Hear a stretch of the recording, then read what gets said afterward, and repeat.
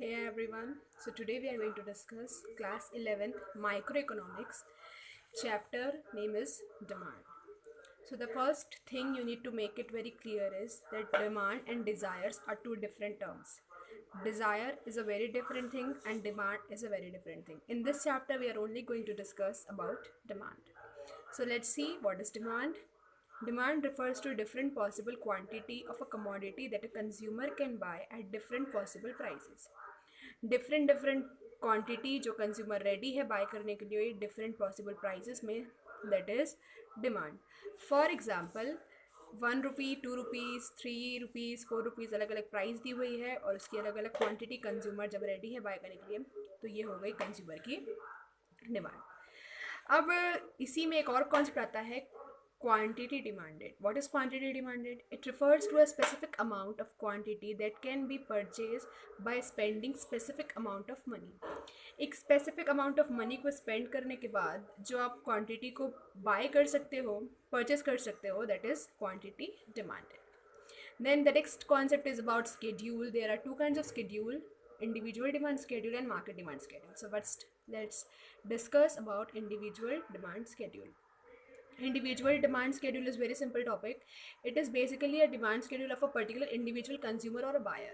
किसी भी एक कंज्यूमर या किसी भी एक बायर का जो इंडिविजुअल स्केड्यूल रहेगा, that will be individual demand schedule. Here we can assume that it is a demand schedule of any consumer X, and if will plot this schedule in a form of diagram, then we'll get individual demand curve. So देखते हैं क्या है इसमें. अलग अलग prices दी हुई है 1, 2, 3, 4. मान लीजिए कोई भी एक कंज्यूमर है जो 1 रुपी में, 2 रुपी में, 3 रुपये में और 4 रुपीज़ में अलग अलग क्वांटिटी परचेस करने को रेडी है. Here he is buying 40 quantity when the price was 1, 30 quantity when the price was 2, 20 quantity when the price was 3, and 10 quantity when the price was 4. So this is individual schedule. And if we'll draw this in a form of graph, we'll get individual demand curve.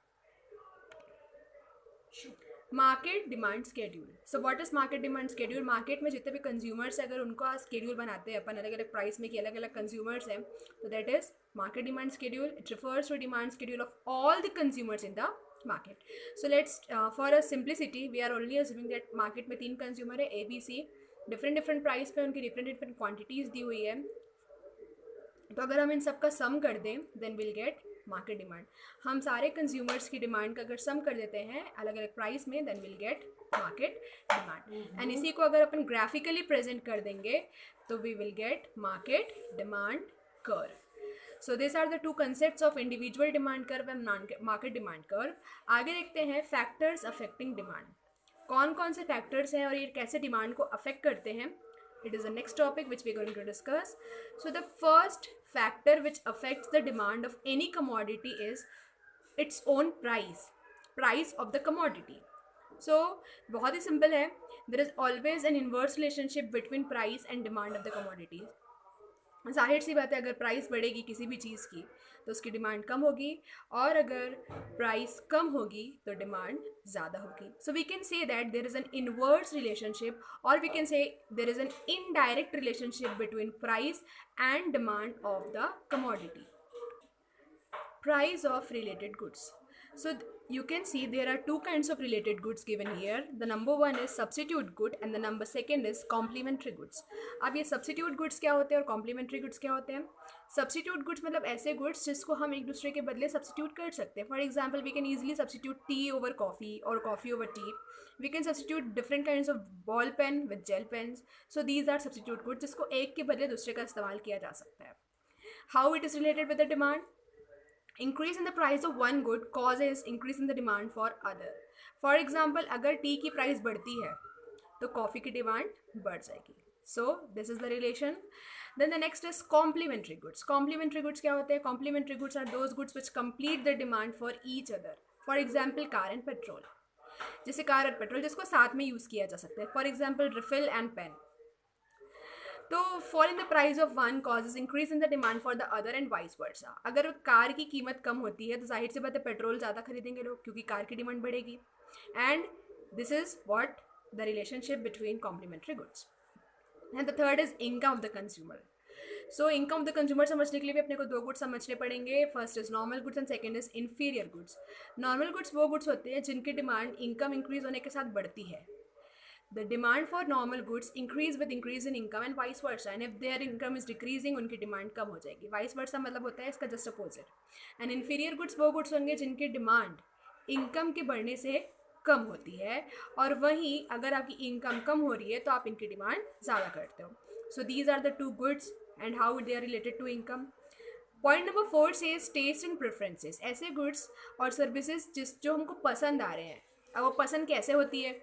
पसंद जो है हमारी जो liking और dislike है वो बहुत सारे फैक्टर्स पर डिपेंड करती है. It is influenced by factors such as climate, fashion, new invention etcetera. So जो चीज़ फैशन में है या जो चीज़ क्लाइमेट के अनुसार हमको पसंद आ रही है उसकी डिमांड ज़्यादा रहती है. फॉर एग्जांपल विंटर्स में स्वेटर की डिमांड ज़्यादा होती है, whereas in summers ice creams are in more demand. So this is how they are related. जिसकी टेस्ट एंड प्रेफरेंसेस ज़्यादा उसकी डिमांड ज़्यादा, जिसकी टेस्ट एंड प्रेफरेंसेस कम है उसकी डिमांड कम होगी. Then the next point is expectations. That is basically related to future expectation. अगर consumer को लग रहा है कि कमोडिटी जो है उसको नियर फ्यूचर में अवेलेबल नहीं होने वाली है या कमोडिटी की प्राइस बढ़ने वाली है आगे फ्यूचर में, तो उसकी demand at present same price में बढ़ जाती है. इसका एग्जांपल बहुत ही प्रोमिनेंट देखा गया है पेट्रोल से रिलेटेड. व्हेन एवर पेट्रोल की प्राइस की बढ़ने वाला होता है अगले दिन, तो उसी दिन उसकी डिमांड कुछ ज़्यादा ही बढ़ जाती है. Some factors are there which affects market demand also. So जो starting के 5 factors है that was also same for market demand. दो दूसरे factors है जो market demand के लिए separately है. The first is number of buyers. Number of buyers क्या है कि जिस जगह पे जिस market में number of buyers ज़्यादा रहेंगे, जाहिर सी बात है population जो है अगर ज़्यादा रहेगी तो डिमांड भी ज़्यादा रहेगी. So yes, demand increases with increase in population. Distribution of income का क्या है कि मार्केट डिमांड जो है डिस्ट्रीब्यूशन ऑफ इनकम से भी इन्फ्लुएंस्ड होती है. जितना ज़्यादा इनकम इक्वली डिस्ट्रीब्यूटेड रहेगा उतनी ज़्यादा डिमांड होगी. The next topic is very important and very simple, that is law of demand. Law of demand क्या बोलता है भाई? This law states that other things remaining constant. अगर बाकी सारी चीज़ें कॉन्स्टेंट है, हमने जो फैक्टर्स पढ़े अगर वो सारे फैक्टर्स कांस्टेंट है, तो there is inverse relationship between quantity demanded and own price of the commodity. Quantity demanded में और प्राइस में इनवर्स रिलेशनशिप होता है, हमने ऑलरेडी पढ़ा हुआ है, और उसी को हम लॉ ऑफ डिमांड के रूप में देखेंगे कि किसी भी कमोडिटी का अगर प्राइस बढ़ता है तो क्वांटिटी डिमांडेड कम हो जाती है, और अगर प्राइस डिक्रीज होता है तो क्वांटिटी डिमांडेड बढ़ जाती है. एजम्पशंस कुछ हैं इसके. So there are 4 assumptions. वही सारे फैक्टर्स कांस्टेंट रहेंगे कि there is no change in income, price of related good do not change, taste and preference do not change, and there is no expectation of change in availability of commodity in near future. Future में commodity की availability में कोई भी फ़र्क नहीं आ रहा है. That is very simple. जो भी 4 फैक्टर्स बचे हुए थे प्राइस के अलावा, वही सारी चीज़ एजम्पशंस में कॉन्स्टेंट रहेंगे.